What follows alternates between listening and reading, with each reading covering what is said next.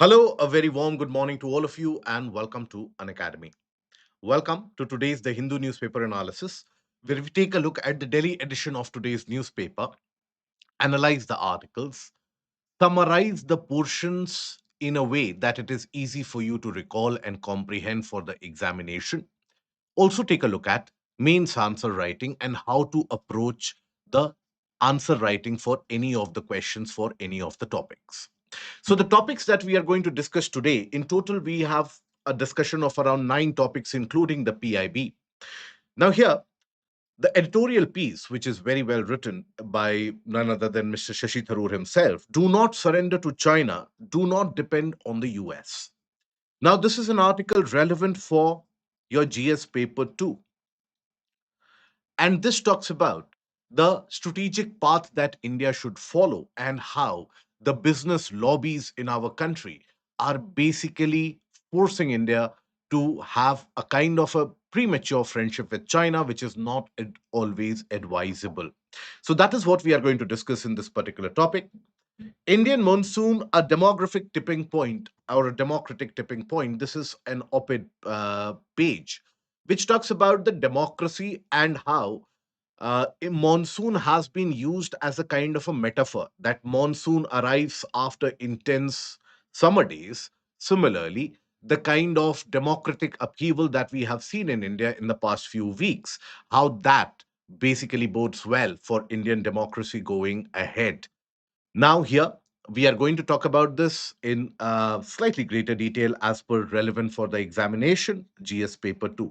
Couple of articles we have not picked up from the editorial piece owing to slightly greater political nature associated with the text, which is not relevant for your examination. For your examination, you do not need to indulge in the partisan politics, etc. You just need to look at the basic gist that you can extract out of it. That is why we have selected this particular topic but ignored one topic from the other editorial section.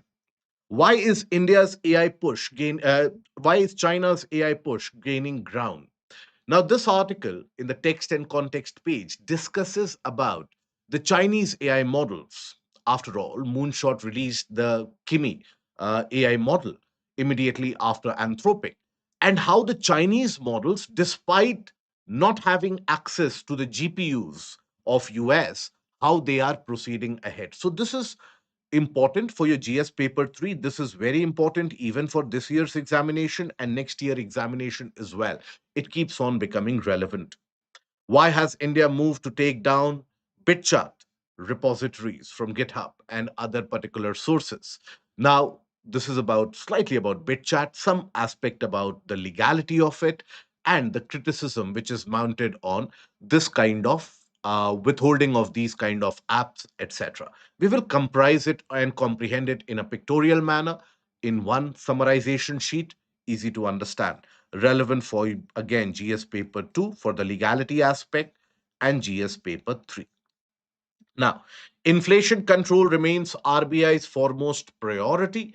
Now, this is about the RBI talking about that how the inflows have increased in Indian economic system. The kind of arguments that you have about India not gaining substantial amount of FDI, the aspect associated with the undervaluation or the overvaluation of rupee, how there have been allegations that RBI is in the nervous 90s. A cricketing analogy has been used with the rupee depreciation. That is something that has been talked about. But RBI maintains its stance that inflation targeting and inflation control is its main priority. Now, India's first dengue vaccine arrives, but there are certain caveats. While it is a massively good news for a poor country like India, but what are the caveats attached? We will use this article. It is a very a large and complex article in the science section. We will use this in order to understand a bit more about dengue, the various different strains of dengue, and how basically this virus or there can be a kind of an excess disease burden in certain strains. So we are going to discuss that in greater detail. Praxis grazing planet rings. This is a new science initiative from NASA, becomes important for your science and tech. Now, in PIB, yesterday you did not have many articles. Most of the articles were talking about the Prime Minister's Man Ki Baat. So that is not something which is a new piece of current affairs information, anyways. However, from all the various different articles of PIB, what I have done is basically pick out two of the policy measures. These policy measures can be vital both for your prelims as well as the mains examination. So we will discuss these policy measures threadbare. That is what is Viksit Vibrant Village Program and what is Mission Jal Raksha, the participants, the associated components. Now, before we move ahead with the discussion, a couple of announcements for all of you. Now, for the subject of geography, we have come up with certain free initiatives. Now, it is advisable for anyone who wants to have a better grasp of geography, who wants to understand it in greater detail. You should follow both of them. Both of them can be followed in tandem or simultaneously. First of all, we are having the geography NCRT sessions on YouTube every day at 7 p.m., where we have picked up the NCRT book of class 11th, and we have been discussing about the basics of geography, ensuring that in a manner of a couple of weeks to 3 weeks, your entire NCRT is covered.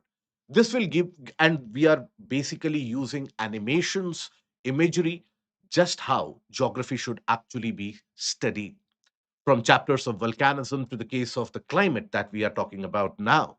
This is one of those videos and one of those sessions where, along with the discussion of PYQs, you can complete the entire portion of geography in a limited time. So join us on our YouTube channel at 7 p.m. live and be a part of these geography sessions, analyze the PYQs, and ensure its timely completion. Now, many of the candidates, they feel that there is a kind of a lacuna or there is a missing piece in geography in terms of not being able to understand where the major mountain systems are, which are the major river systems, the major cities, capitals, and the water bodies across the world. So we have been launching and we have been conducting the basics of geography through maps, where with the help of world map, we are talking about the various different economic factors, the physical factors of geography, mountain ranges, names of plateaus, how these plateaus are getting created, how the mountains get created. Now this is available on app, so it will be held on Monday, Wednesday, and Friday, 5 p.m. to 6 p.m., starting from Wednesday. That is starting day after tomorrow. You can attend this and you can ensure that at least the world map and the entire mapping portion is easily graspable. Okay. Now, here, other than that, if you want a comprehensive coverage of the entire syllabus, not only restricted to geography, so the biggest offer we have is 16,999 for 12 months plus free extension. Now, the price is going to be hiked in the near future. So use the code IS English and be a part of the entire program where all the subjects, syllabus coverage, the question discussion, the mains and the prelims question discussion, answer writing sessions, CSAT, GS, everything shall be covered in very great detail. So be a part of it and ensure that this civil services is not just a dream, but a reality for you. Yes, this is basically all these. This is on YouTube. This is on YouTube. This is on the app, an Academy app. You'll find the link will be shared with you on 29th of July. You will find that link. Do join these sessions. Both are free of cost. Okay. Coming to the first article of the day, do not surrender to China, do not depend on the US. A beautifully written article, after all, it is by Shashi Tharoor himself. And this is relevant for your GS paper too. What is this article talking about?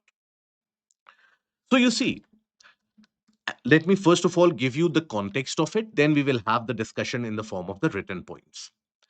So, what is this article talking about? Now, ever since the Trump administration, the Trump 2.0 administration took over, Washington has not been a very reliable friend for India. For that matter, Washington has not been a very reliable friend for anyone out there in the world. the deepest and the friendliest of the allies, they want to hedge their bets and they want to diversify their friends in the world.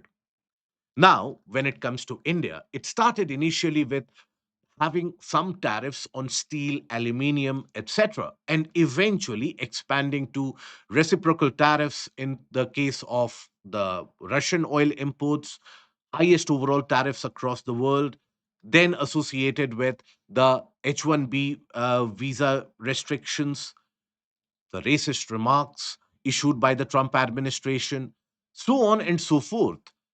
Washington has been conveying those kind of signals which any country would not take kindly. Now, in the face of it, there has been an increasing pressure on the Indian government that why don't you mend your ties with China? After all, if you are not mending your ties with China, you are suffering economically because many of your industrial supplies they are impacted because of your ties with China. China is good in manufacturing of the machineries, which can benefit many of our industries. So why not mend ties with them? The argument is that if you mend ties with China, China will also have a better relationship with you, and eventually that border dispute will also get resolved because you will have an economically deeper tie, and you will not have a hostile neighbor to the north. That has been the argument and the pressure which the Indian government has been facing for the past few months now. Now, in the face of it, this article is quite apt. The article says that look, you cannot take a look at China from a very myopic or a short term view associated only with the case of the economic ties. Article argues that there is a very influential industrial lobby which is lobbying, which is arguing for bettering of ties with China. They are ignoring the fact of the geopolitical risks which are associated with that.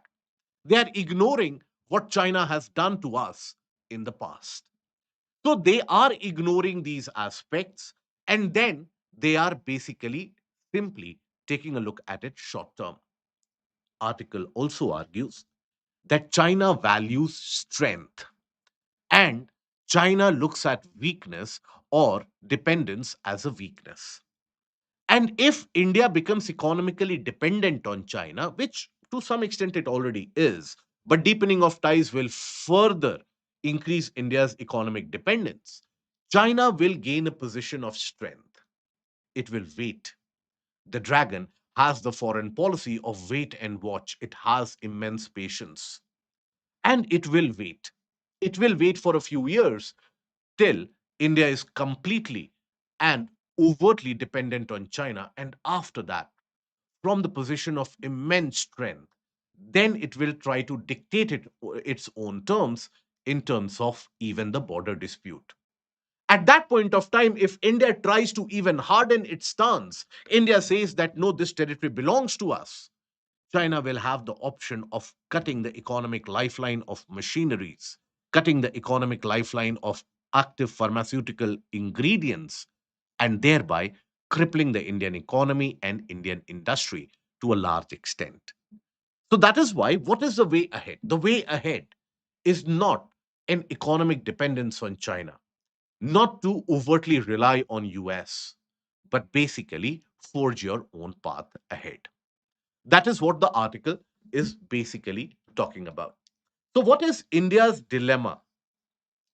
India, on one hand, is dealing with Trump's US. And in fact, you have multiple uh, articles, policy think tanks, etc., who argue that this is no longer Trump's US. This is the US, which is going to continue its policy tantrums even after Trump, because that has been the major outcome of the US foreign policy over a period of time and the public opinion, more importantly.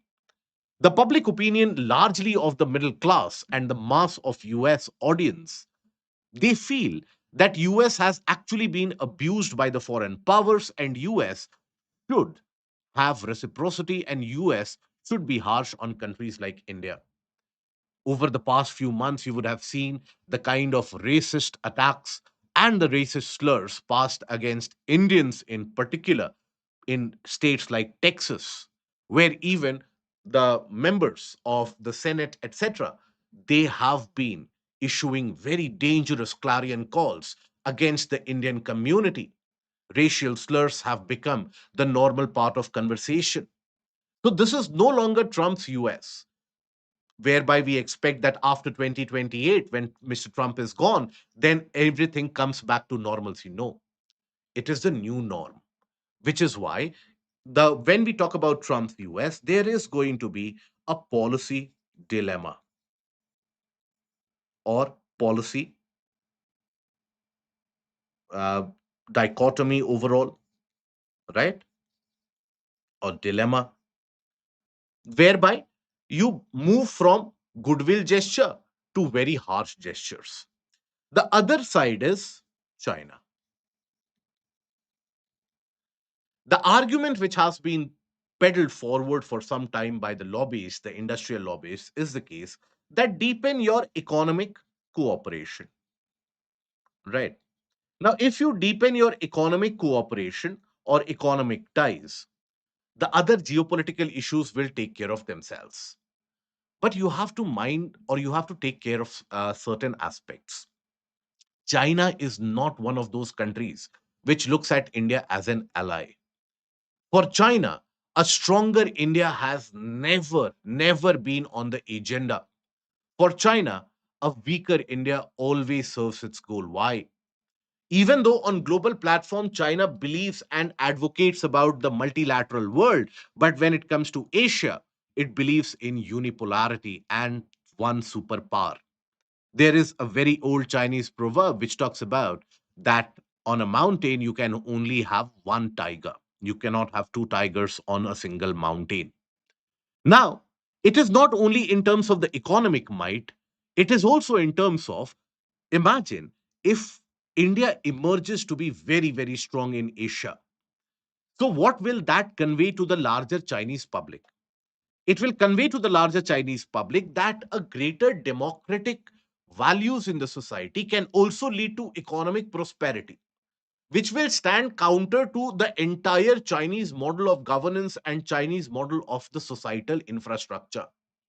So that is where it is never going to be in China's interest to allow for a peaceful rise of India.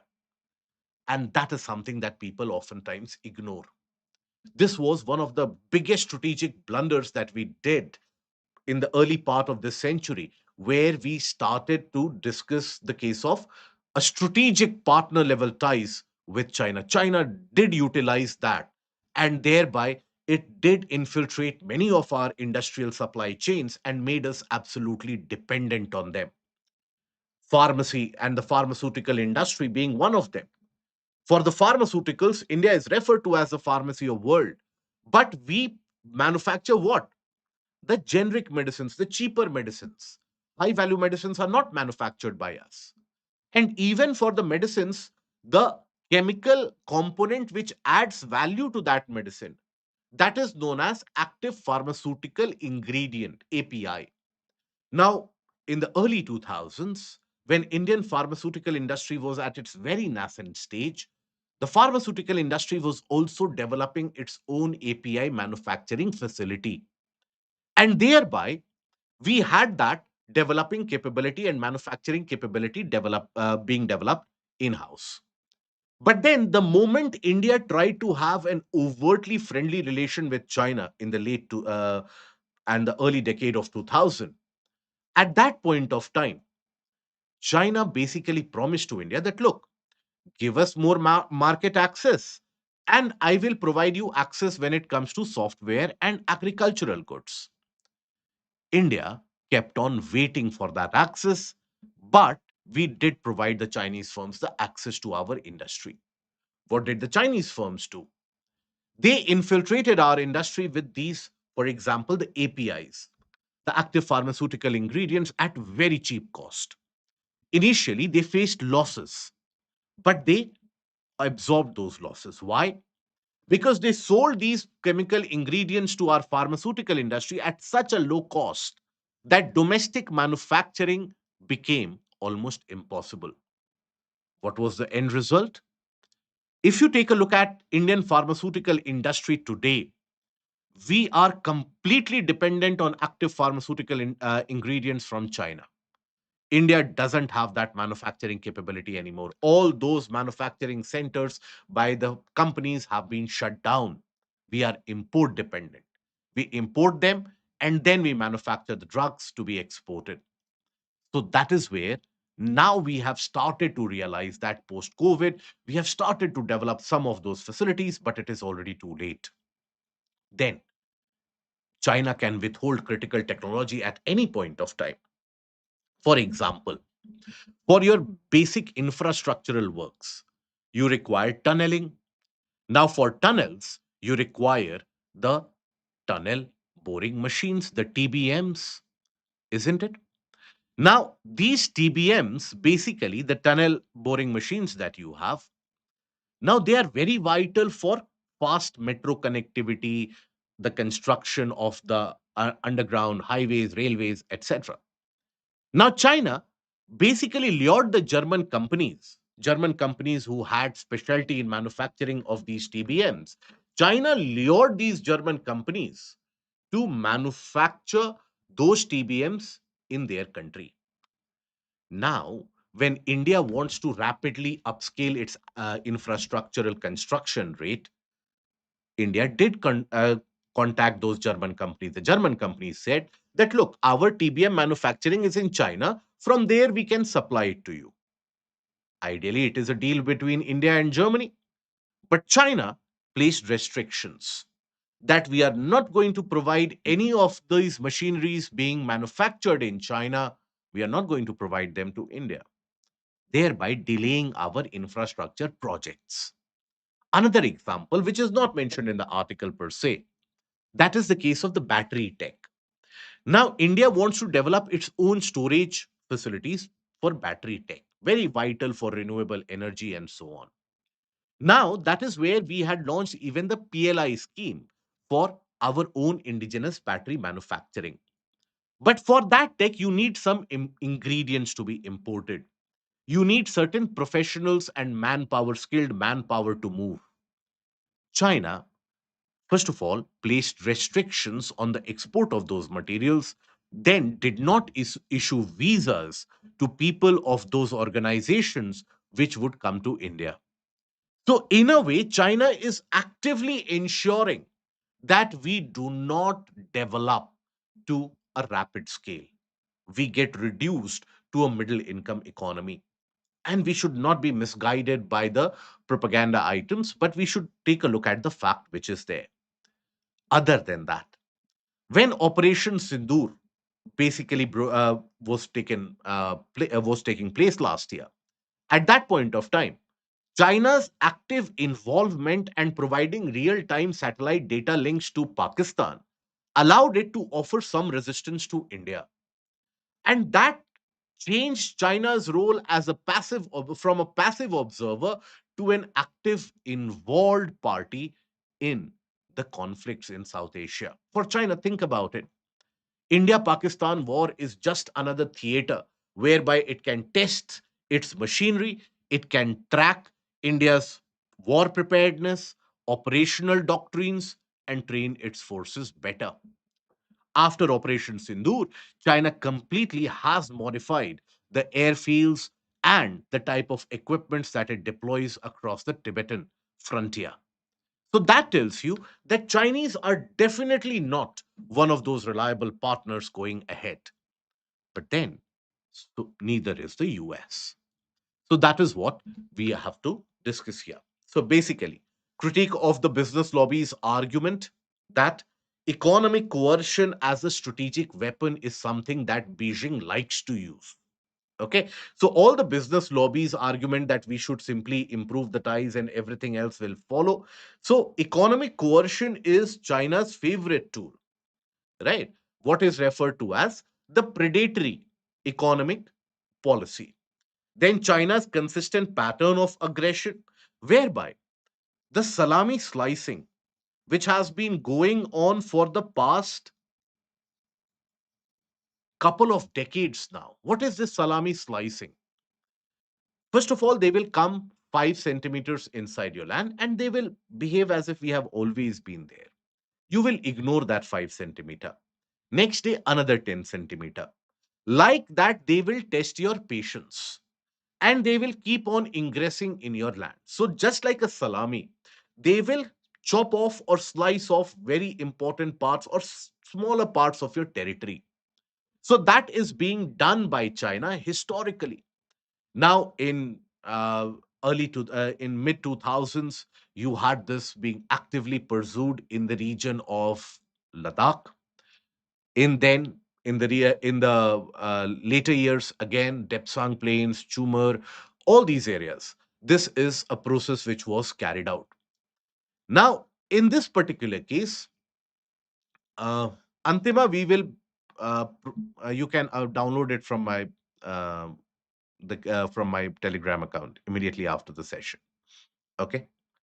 Now, here basically, after Doklam, India started putting up a firm stance. And that is where China was caught off guard. Because China tried it in Doklam, right? India defended its territory.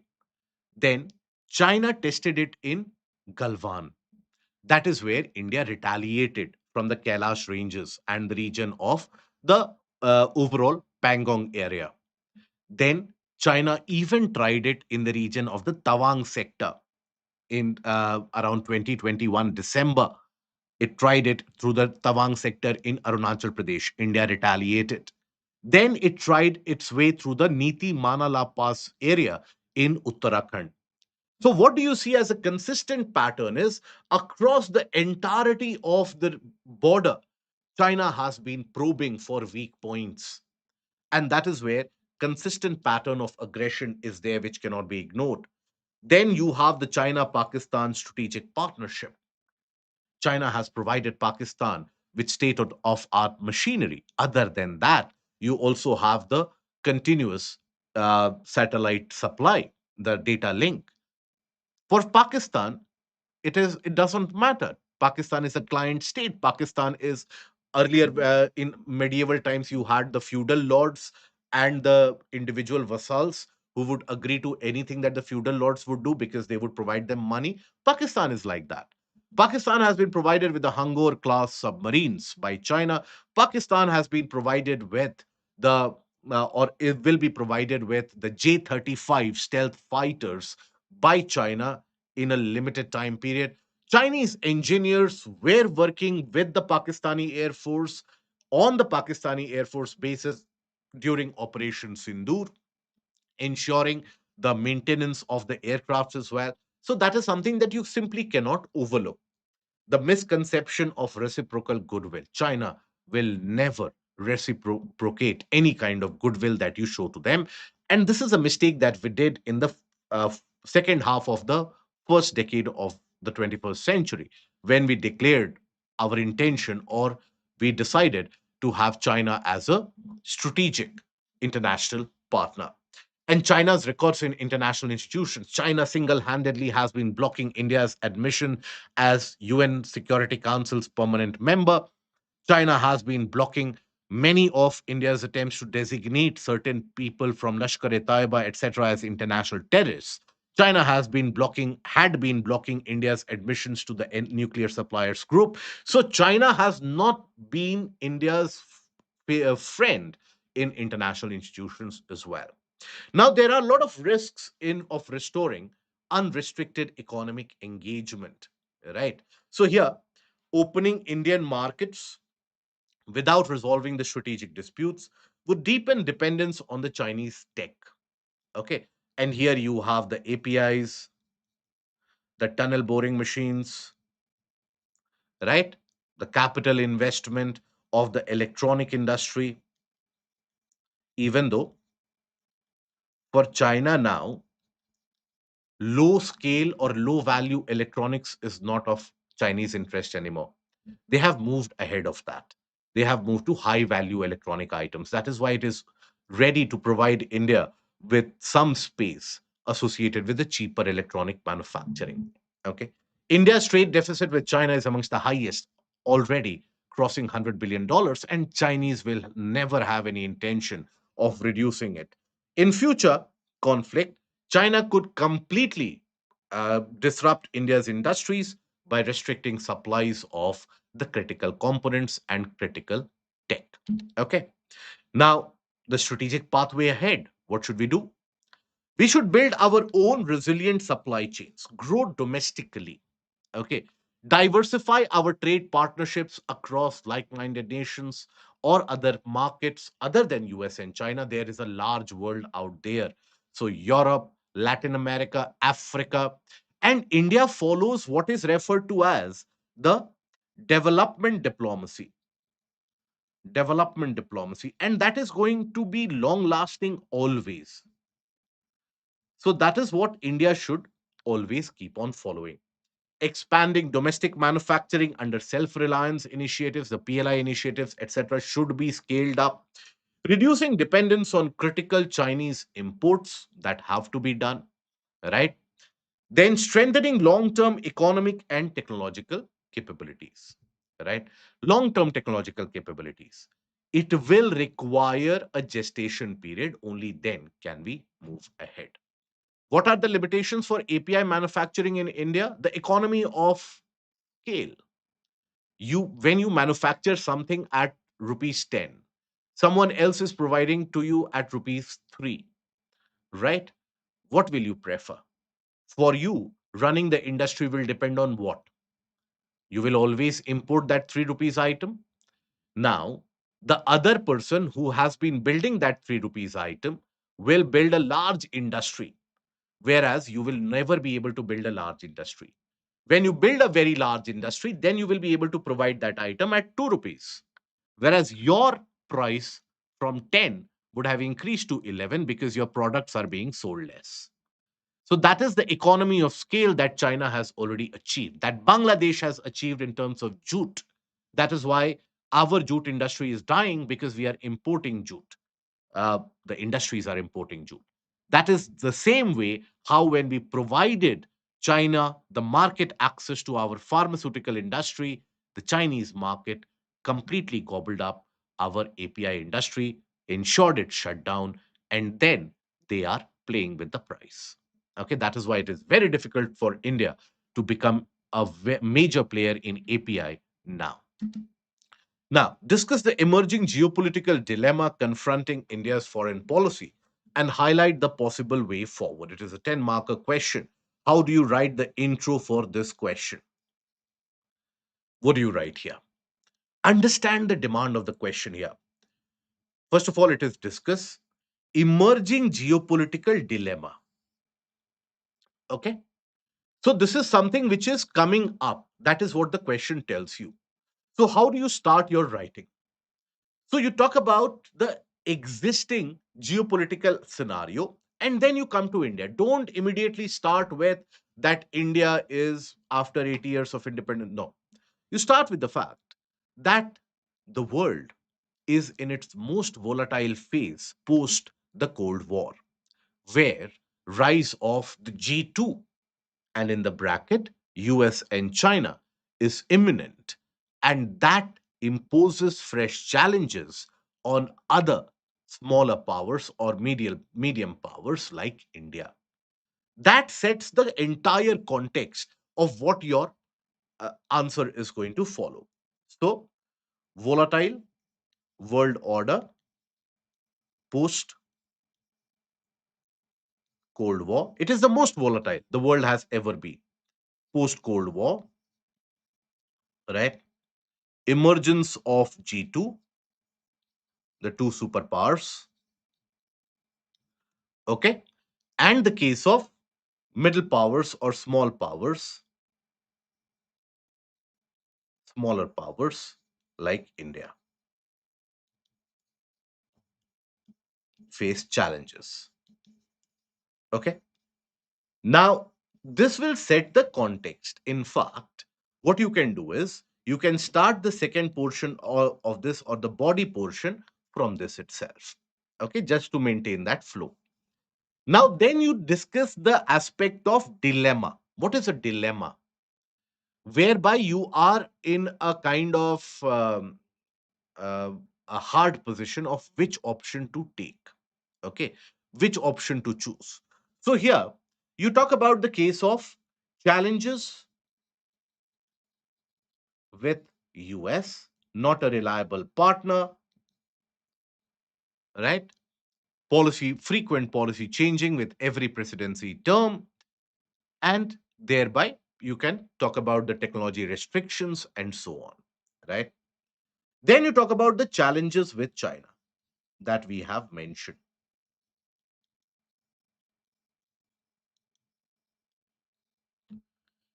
After you have written these challenges, thereby you see, you write this line after a gap, that as is evident, India doesn't have any easy choice to make. In order to ensure that India develops and grows to be to the level of the global peers or a global superpower, India has to ensure certain aspects. And then talk about the way forward.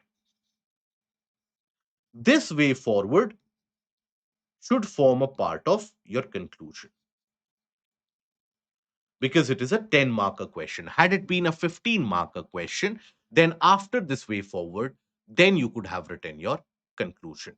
But here, because it is a 10 marker, ensure that the line that I told you about, that it is not confronted with any easy choice, that is the connecting line between your body to the conclusion. Very, very important to ensure that you have a flow, right?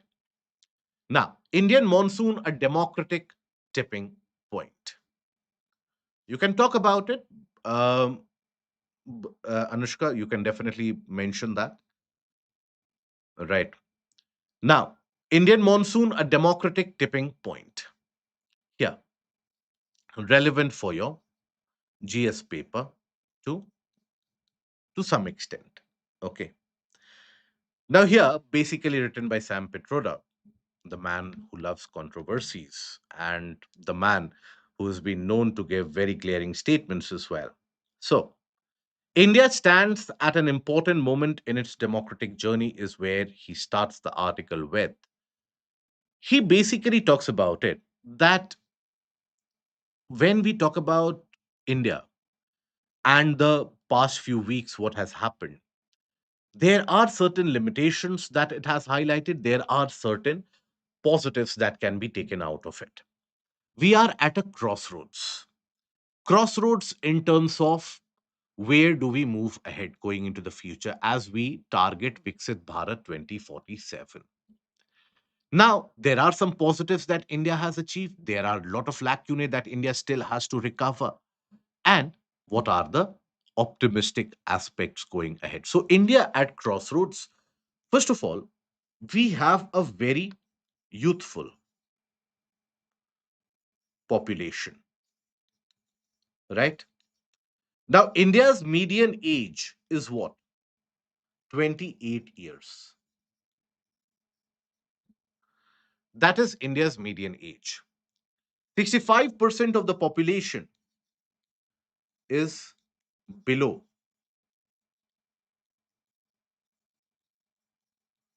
35 years. Now, this is one factor that I want you to notice, even though it is not mentioned explicitly in the article. Understand this. Now, average age is 28 years for our country. Now, around 2015 to 2016, at that point of time, smartphone penetration and data availability in our country became almost free, right? Earlier, for internet usage on your smartphones, you had to pay a large amount of data, but there are a large amount of price for the data. But now, after Geo has made internet usage almost universal and has forced other providers to provide your internet data almost free of cost. Now, from 2015-16, for the past 10 years, the youth has been exposed to huge amount of data and content, not only domestically but internationally as well. Now imagine this person would have been 17 to 18 years old, most of you, in 2015, 2016, would have been in the age group of 15 to 18, right? 10 years back, when you had the access to the smartphones. You would have been browsing the smartphones for some time now. Now, what it has led in India is a unique phenomena which has been termed by certain investors as industrialization of aspiration. Industrialization of aspiration. India's youth aspires for something great. And that is where we have a great opportunity as well. India's youth, when they compare themselves to the global peers, they basically want the best of the life, and rightfully so. Okay. Now, here, when we talk about the case of the aspect of what they want going ahead into the future, that is where we have to understand that there is a democratic outflow that is required many of the times in the society. And that democratic outflow is provided through these protests, these demands which are put forward for towards the government, and that is a pressure cooker system, famously, where eventually, over a period of time, as the pressure builds up in a society, in a closed system, then the whistle or the steam needs to be lifted off, otherwise it will blast. So as a consequence, this pressure valve system is provided through these democratic protests, etc. Now, the article argues that India has achieved quite substantially and quite significantly associated with the case of uh, India's overall achievements. There have been certain achievements: digitization of public infrastructure. For example, you have the Aadhaar, the Jam Trinity, everything which has been made online. So there is an inherent benefit associated. But there are certain challenges confronting India as well. So, what are the advantages? What are the positives that you can extract out of it? First of all, India has made substantial progress in public infrastructure, modern transportation systems. We have developed the infrastructure, financial inclusion, right? The penetration of the Jandhan accounts, financial inclusion has been very massive. Scientific and technological achievements, including space research, particularly the startup ecosystem in this deep space tech, startup ecosystem, which is also emerging in terms of quantum computing. That is a good news for us. That is where it can have long term tangible benefits. But we are confronted with a lot of challenges. What are the challenges that we have? Credibility of competitive examinations has been a challenge which we have not been able to solve for a very long period of time now. It is high time that we solve that.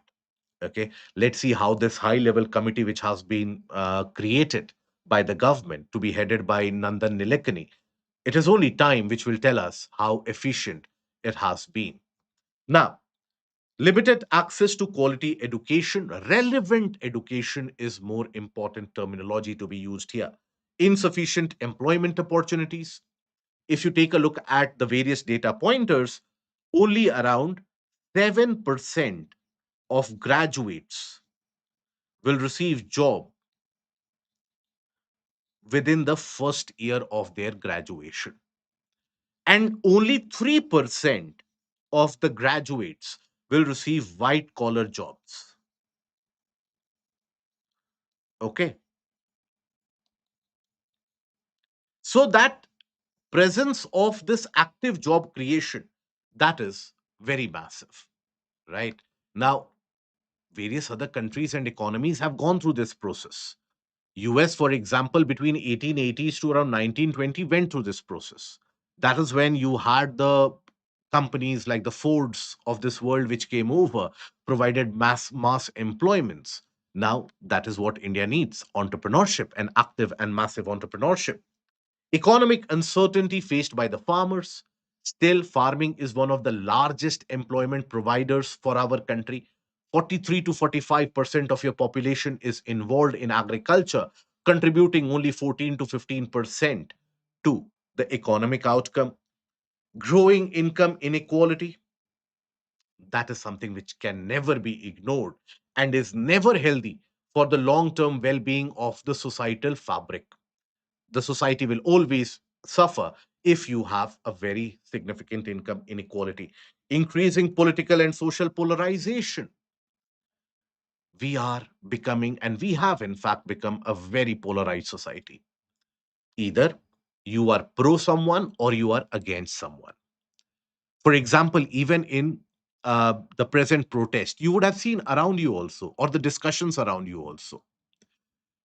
If someone, let's suppose, was talking about any particular party or any particular aspect, pro or anti, right? There is no longer a ground for the nuanced view. There is no longer a ground for a balanced opinion, right? So that is where we have a lot to gain. That is where you, at least as aspirants, ensure that you have a balanced view for any point of view, regardless of how strong that is. Try to think about the counterpoint of view as well, and that is where you will benefit out of it. Okay.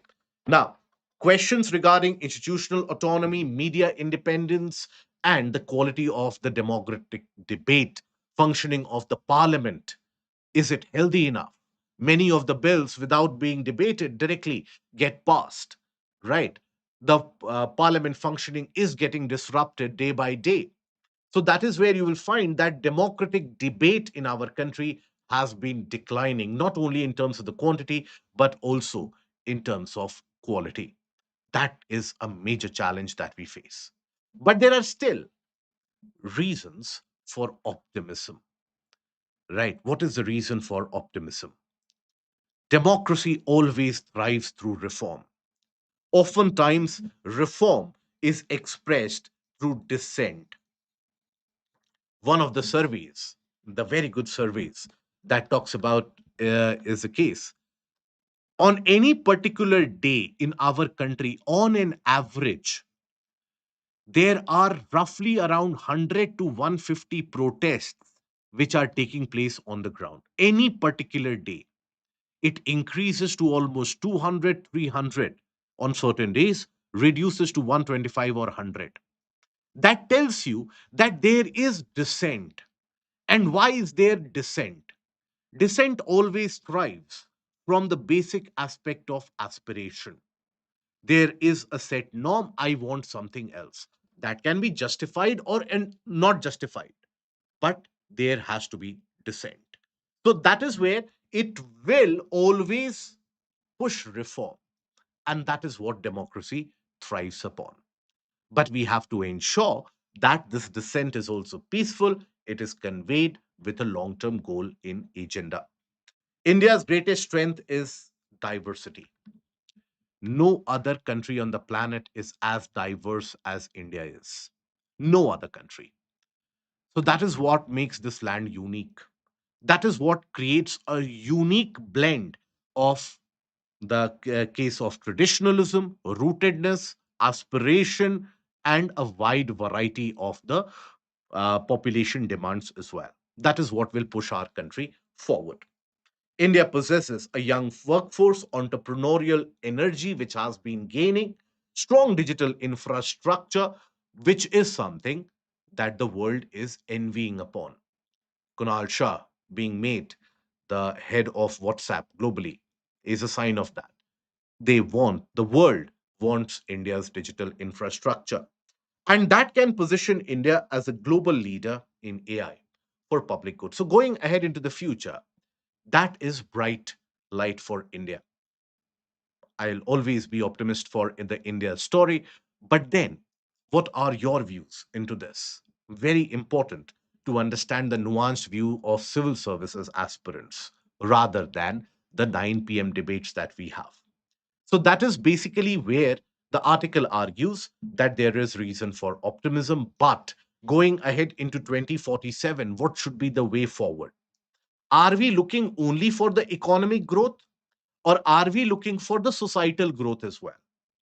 You see, one of the famous economists, right, Jean Drèze, Now, he always talks about the case that there are different governments in India which comes over.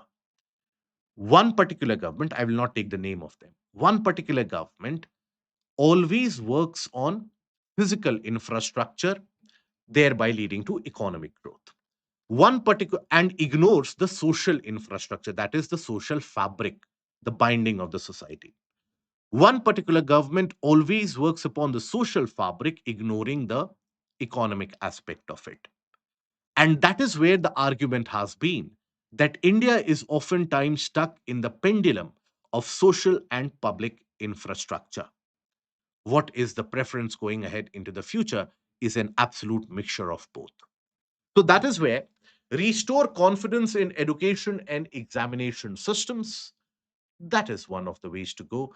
But also, you have to understand that it is the dependence on these examination systems, it has to be decentralized. You cannot have 50 lakh candidates, 30 lakh candidates appearing for one examination. That is never going to create a satisfactory outcome for the rest of the population. Generate meaningful employment, create policies at the local level, at the central level, promote decentralized and district level development. That is very important. Remember the Gandhian ideology. Now, Mahatma Gandhi had said that India can gain prosperity only if each district becomes self sufficient, each village rather becomes self sufficient.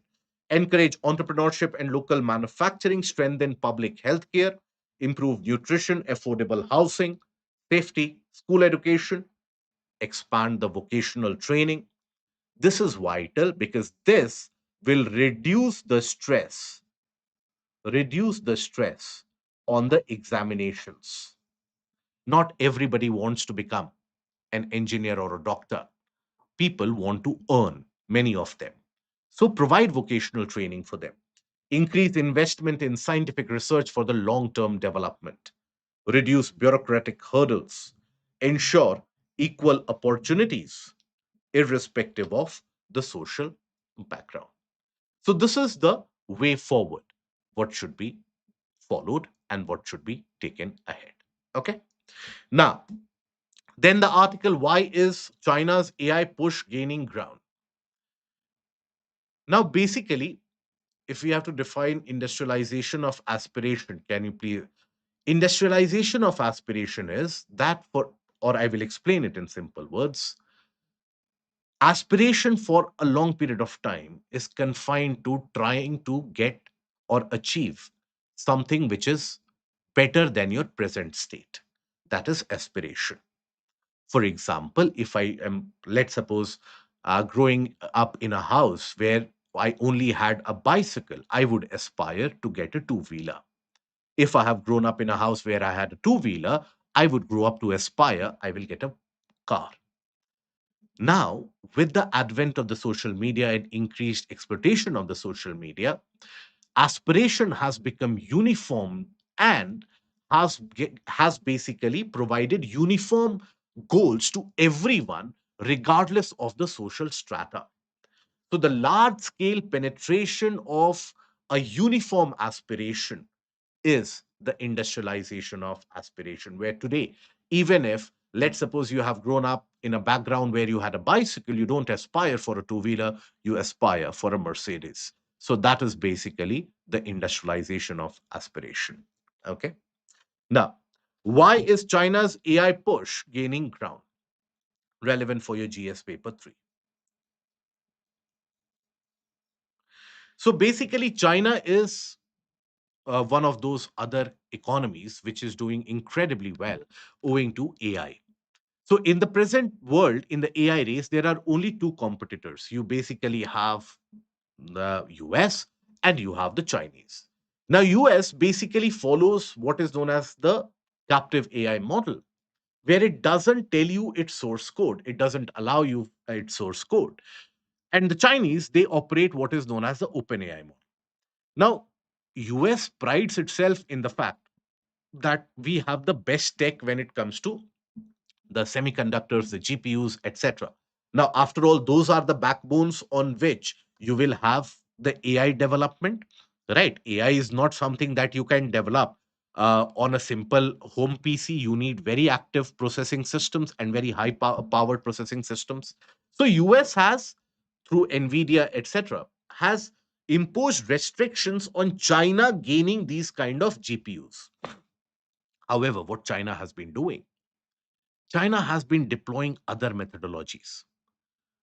The cheaper processors that it has of less standard, it is deploying them in very large numbers. Now, the problem that US faces in deploying these processors in larger numbers is what? That when you deploy this computing processing power, it requires huge amount of energy, high amount of electricity, which US has got a limitation, but China has got endless amount of it.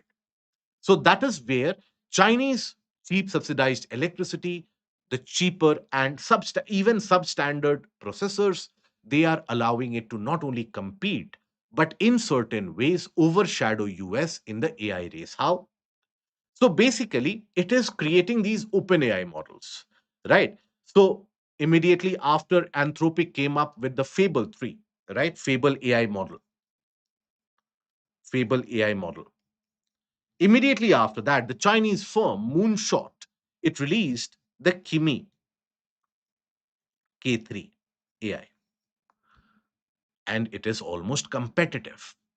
Okay, so that is basically where you have the case of the Chinese models being able to compete with US in the global AI race. So within weeks of Anthropic launching its cloud-based Fable AI, Chinese Moonshot launched the Kimi K3, right? Now, key distinguishing feature is that several Chinese models are open source or open weight, where you can take a look at the uh, background and you can deploy them as per your requirements. You can customize them as per your requirements, which makes it more suitable for large or even for small scale industrial use. Whereas the US AI models, they are quite unique, and you cannot have deployment in every sector in industrial management. Xi Jinping said that the next phase of challenge that AI faces is the deployment from virtual to physical world. And in that case, the Chinese AI models always have an added advantage. So what is the case of the China's AI strategy? Fable AI, the new AI model developed by Anthropic, the one which had developed Cloud, Mythos, all of that. That is Fable AI. Okay. Now, at the Shanghai World AI Conference, Xi Jinping emphasized on openness, international cooperation, innovation, and win-win development. That cooperate and then we develop, cooperate with each other. For China, that cooperation is a must because it will help it gather data, it will help it gather technology, which other countries are reluctant to do. Right. So, what is China's strength? Leveraging abundant electricity for AI data centers, huge amount of electricity, using larger quantities of relatively less advanced chips. Okay. Improving software optimization and computational efficiency. LLMs can easily be deployed, and over a period of time, the machinery tends to improve itself. Despite restrictions, Chinese firms have built competitively large LLMs, including trillion parameter systems. Correct, 2.8 trillion parameter model. Now it has also China. Now China is China. It can force the companies to do what it wants. So it has forced companies like Alibaba, Tencent, Baidu, all of them to invest substantially in AI research. And that is when, for example, Alibaba has come up with its own open AI source model where it is seeking inputs. So that is going to put China substantially ahead in this race. Now, the difference between the US model and the Chinese model in terms of this, most of the frontier US AI models remain closed source. So external developers, they will not be able to modify them. So customization is a bit difficult.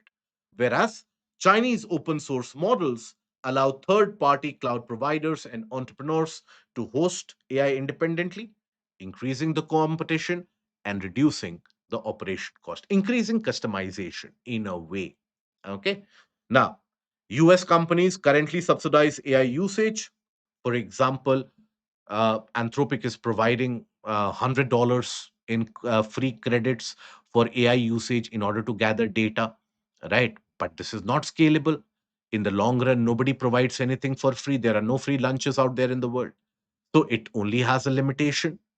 China, on the other hand, by already having this open AI, can always have a greater momentum. But there are global implications of the AI as well. Countries like India need to pay heed here. So India also needs to develop its own domestic AI model, which is suitable. It need not be path breaking because we have limitations in terms of semiconductor availability and development. Open source AI could lower the cost of AI deployment worldwide, which will be beneficial for Indian startups. Businesses may increasingly prefer local AI systems, right? And countries such as India. Now, various different countries are hesitant and reluctant on using the Chinese model. That is the case with Chinese tech, right? All the countries are hesitant to use the Chinese tech. Why? They don't trust China. So that is the only drawback which can hold China slightly behind, the trust factor. That is completely missing in the Chinese case. Huawei and other technological giants, we have seen them facing restrictions across the world because of the proven cases of espionage. And China doesn't shy away and doesn't feel bad if somebody tells them that you are spying, right? From all their defense equipments, etc. They have actively spied and now copied them. Now, with the help of that, it is developing. So China does that. Everybody knows it. So that is why the world does not immediately trust the Chinese models to be deployed in their economies. That is where countries like India can come up with a kind of its own domestic use. But for that, our semiconductor industry needs to mature. Okay. Now, why has India moved to take down BitChat repositories? Now, you had Jack Dorsey, the co-founder of X. He talked about the case of Indian government placing restrictions on BitChat and issuing orders to take down the aspect of the repositories from Android and other services. And it was an order which was issued at midnight, right? Even the legal provisions provided here are not very clear. There is some clear contradictions in those. So that is what the article is about. First of all, what is BitChat? So we will take a look into that. First of all, so what is this BitChat? BitChat is a decentralized peer-to-peer messaging group system, right? Using Bluetooth, you can convey messages from one phone to another. Now, the government imposed restrictions saying that, look, even lawful surveillance cannot be carried out. What is being conveyed over BitChat is not something that we can know. And that can be used by antisocial elements to create certain unwanted circumstances. So it works over Bluetooth mesh networks. No internet, no servers, no phone numbers. Still, it will work, right? Just Bluetooth is required. Each device is both a client and a relay passing messages across multiple hops.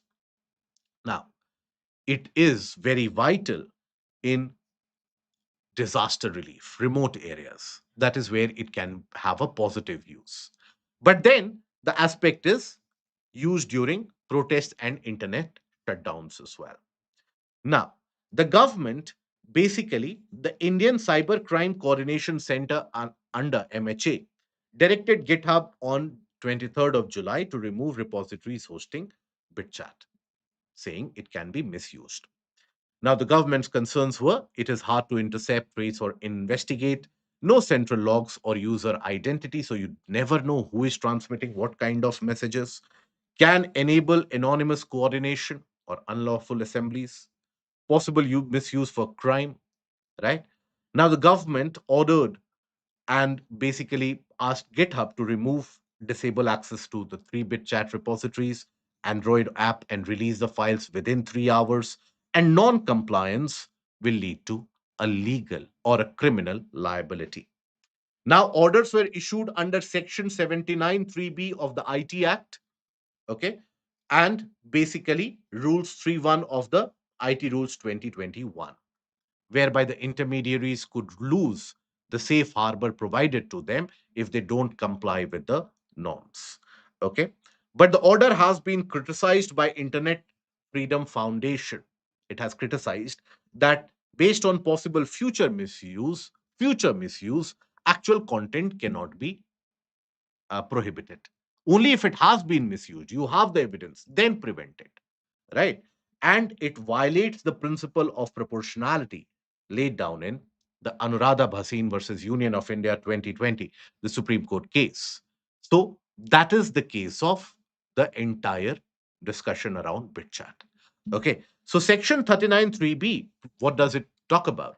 That an intermediary may lose its safe harbor protection if, upon receiving actual knowledge or being notified by the government or its agency that any information, data, or communication link residing within a computer resource is being used to commit an unlawful act.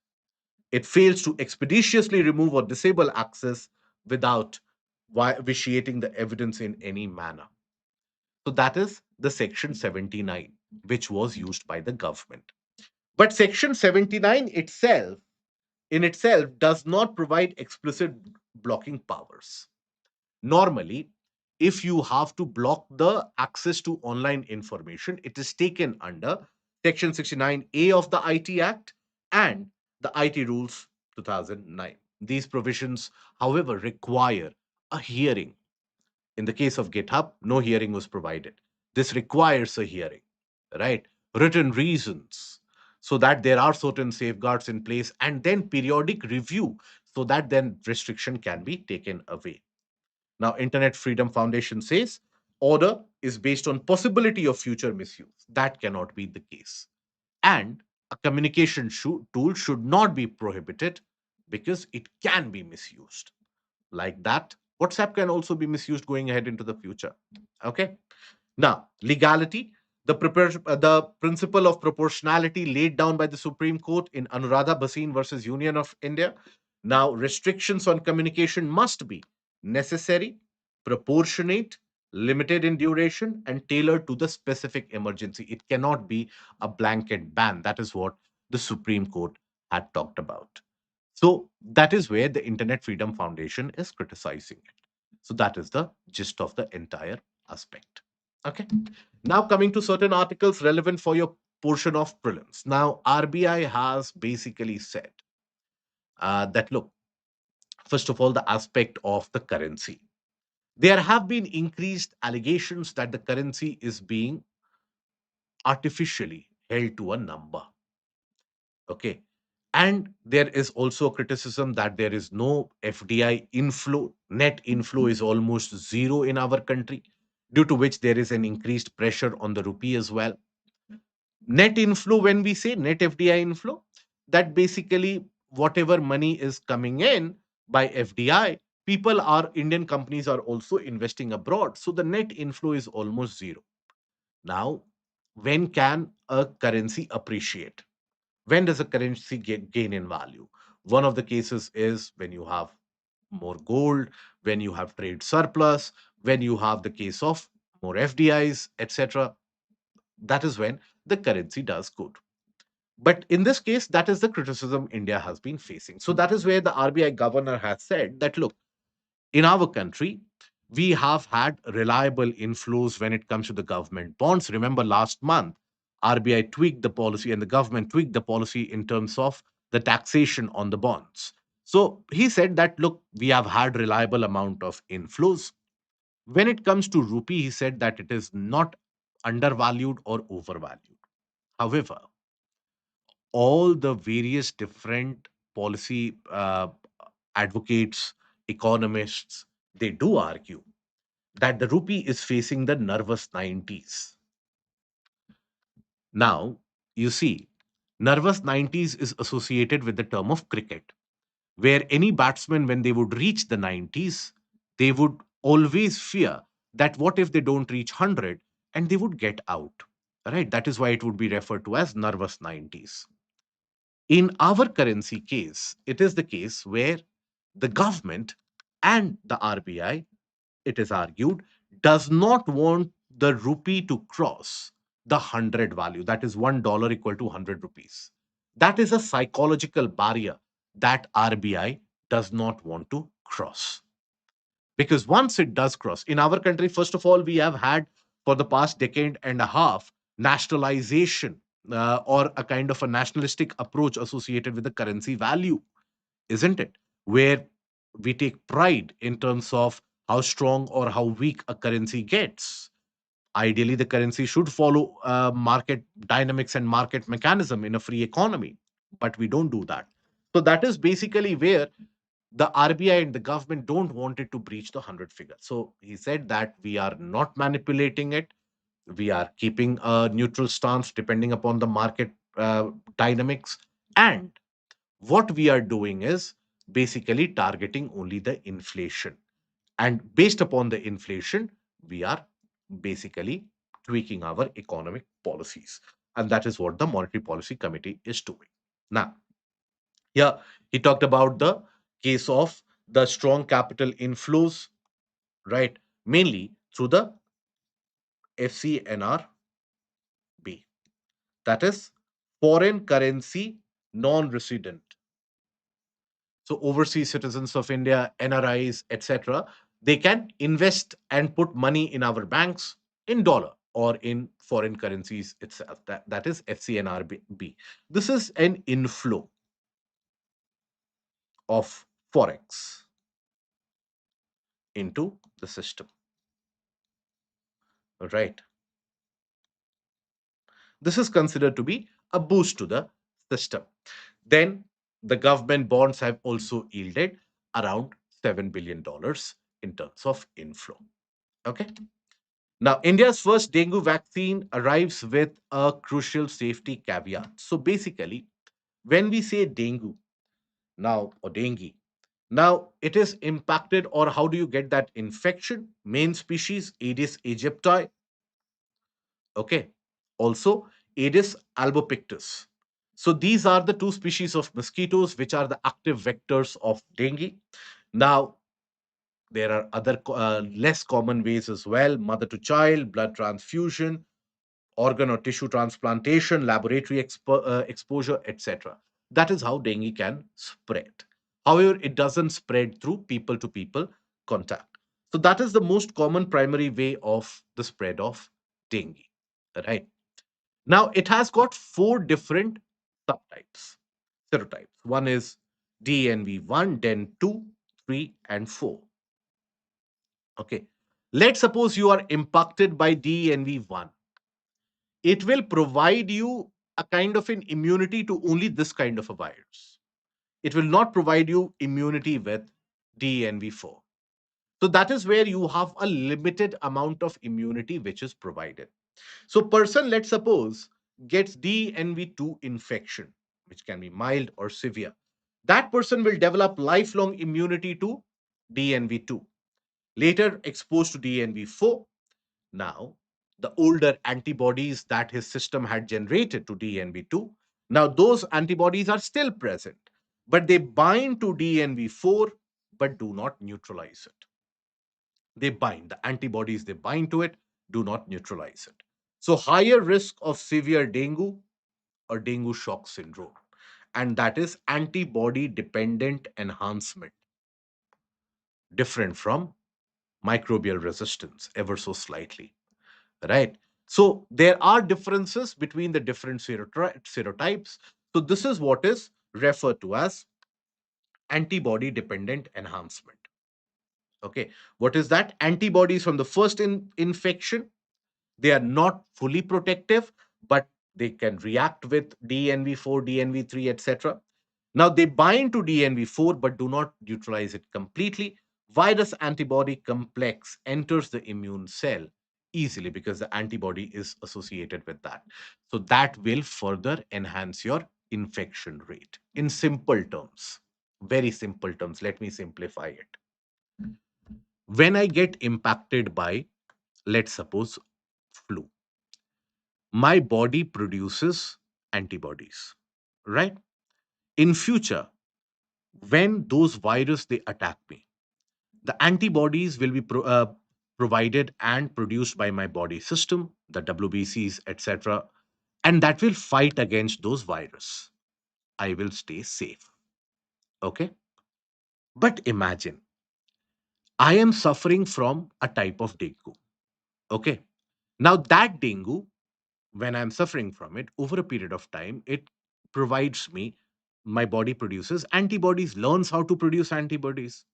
In future, if the same serotype of dengue impacts me, my body will automatically produce those antibodies and protect me from dengue, as the case with the flu. But if another type of dengue attacks me, then what these antibodies will do, they will be produced in my system. They will not be able to neutralize this new microbe or this new infection. They will start attaching to the cells of those new microbes. Now, because the antibodies have attached themselves to the cells, now this microbe becomes ever potent and can infiltrate easily. Right? It is like the case of a bank with certain guards. Right? Now, a robber comes, the guards are not able to kill them, but the guards surround that robber. Now, the internal protection of the bank will see that this is a group of guards coming in. They will allow the entire group of guards to come in. But within them, the robber also gets into the bank, robs the bank, and goes out. So that is antibody dependent enhancement. The disease and its impact gets further higher up. Okay. Now, this is basically India's first dengue vaccine, that is Qdenga. First dengue vaccine approved for children and basically protects against den 1, den 2, but not against DNV 3 and 4. So it primes the immune system to fight dengue when natural infection occurs. It has achieved 80% efficacy in vaccinated group versus 50% in unvaccinated group. Now here basically first dengue vaccine protects against DNV1, DNV2, and the immune system is primed up. 3-dose schedule, 80% efficiency. Now, safe for seropositive and seronegative children. However, the concern is secondary DENV for infection risk may be higher. ADE risk may be higher. Okay. DNV3 protection is uncertain. That is the caveat attached to this new dengue vaccine. Okay. Then you have Praxis. Now, Praxis is a new mission which has been announced by NASA, which will study the planet's rings. So, what is Praxis? It will basically explore planetary rings. It will be AI driven spacecraft which will just simply graze through these planetary rings. Right? It won't land, but touch particles using a long boom, capture it. Samples will be collected and moved to other ring regions. Otherwise, if now these rings they are made up of ice, rocks, etc. If you have a spacecraft which tries to fly through them, there will be collision, the spacecraft will be lost. So that is why this is a touch and go kind of a model. Data will reveal particle size, composition, and greater details. Eventually, this is the phase two of the project will have a physical prototype. Now, how Praxis spacecraft will operate? Spacecraft reaches the ring system, approaches the rings carefully. It will graze and it will have a long probe. It will have a long boom. It will touch it. Some small instrument on the boom simply collects this, right? It will move to a new region. Collected samples are measured, analyzed, and you get a better idea of the rings. Presently, the model has been of a system to fly through these, which has not been very successful. Okay. Now, a couple of articles from your PIB. The Prime Minister interacts with participants of Viksit Vibrant Village Program 2026. What is this Viksit Vibrant Village Program? So, that is basically a way to reinforce our borders, holistic development of India's villages across borders, centrally sponsored scheme launched to develop villages located in blocks across the entirety of northern borders. aims to improve quality of life, build resilience, and prevent distress mitigation, distress migration as well. Now, here, villages across border blocks and the five UTs. Objective: provide basic amenities and social infrastructure in these villages, create livelihood opportunities, empower the local communities, strengthen border population, and basically the focus area: connectivity, power, energy, drinking water, sanitation, good health, education, digital connectivity. What it will do is improve quality of life, economic opportunity, so that these villages, they become vibrant, developed, and they safeguard our borders naturally. So that is the overall case of the vibrant village program. Okay. Then you had, as monsoon arrives, Rajnandgaon is ready to catch the rain through Mission Jal Raksha. What is this Mission Jal Raksha under Ministry of Jal Shakti? So it is national campaign to conserve water and ensure judicious use of it. Okay. So rainwater harvesting, rejuvenation of water bodies, groundwater recharge, water use efficiency in agriculture, water conservation in institutions and organizations. Okay. So there are programs: catch the rain, that is to ensure rainwater harvesting, conserve local water bodies, improve water use efficiency, data use planning, and you can have school and colleges, government departments, NGOs, civil society organizations, all of them can participate in this. So use these graphics in order to have a meaningful and a comprehensive revision. That brings us to the end of the discussion for the day. I hope the session has been meaningful. If you have liked the session, don't forget to share it with your friends. Click on the like button. And if you have not subscribed, subscribe to the channel. We'll meet in the evening at 7 p.m. for the NCRT Basics of Geography. Till then, do take care of yourself. Goodbye. Thank you.